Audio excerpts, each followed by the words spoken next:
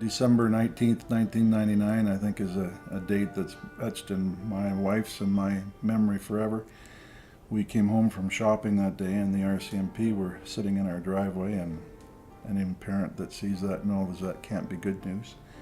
And they were there to tell us that they had found the body of our son Matthew and that he had committed suicide. The opportunity to become very bitter about that started to kind of raise its ugly head, and there was a determination, I think, for Laura and myself both that that's not how we want to live our lives. Fortunately, the two of us had a strong faith and we were able to support each other and our children. At some point, some things just don't matter anymore.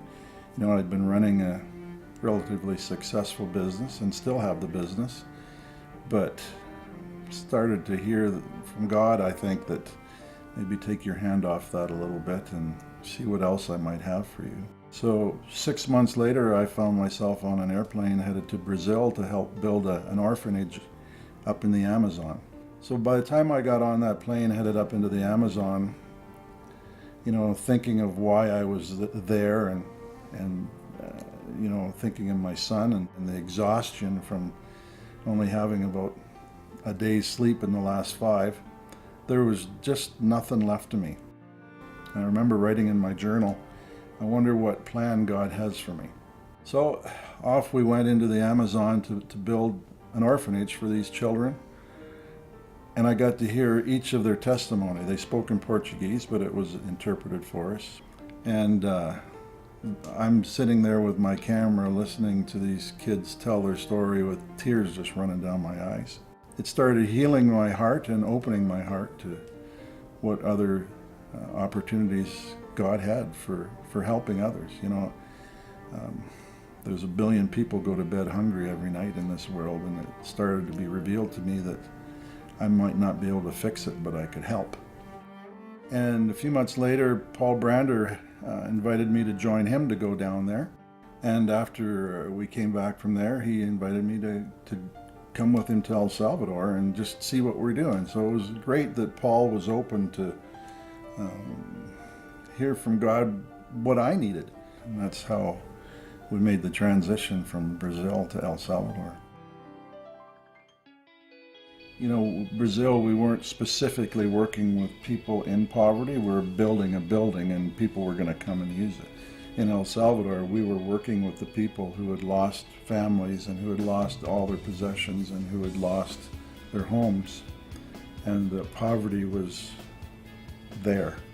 We were in it. After about our second year in El Salvador, we had an opportunity to work in a community where everyone had been dislocated from other parts of the country. They'd all lost their homes in the earthquake, and we built a home for a lady. And at the end, she got up and she said, I want to thank my God for giving me this home. And I will never forget the faces of the people that God has sent to build it. Well, I had 25 teenagers in tears by the time it was over. Over the next 5 years, we had an opportunity to build everyone in that community a new home. And when the last house was built, the president of El Salvador flew in and he presented all 120 people with the deed to their homes. The thing just kind of continued to grow to the point where last winter we had 17 teams and over 300 people go down to help build houses in El Salvador. We've added other things that we do. We do medical clinics now. We do an eyeglass clinic. We distribute a lot of food. It's been just a wonderful experience to see what God's been doing. Usually on the last night I read the Micah challenge. And what is it that God requires of you? And it's to seek justice, love mercy, and walk humbly with your God. And I tell people, you can do that in El Salvador or in Haiti or any third world country or right in your own neighborhood.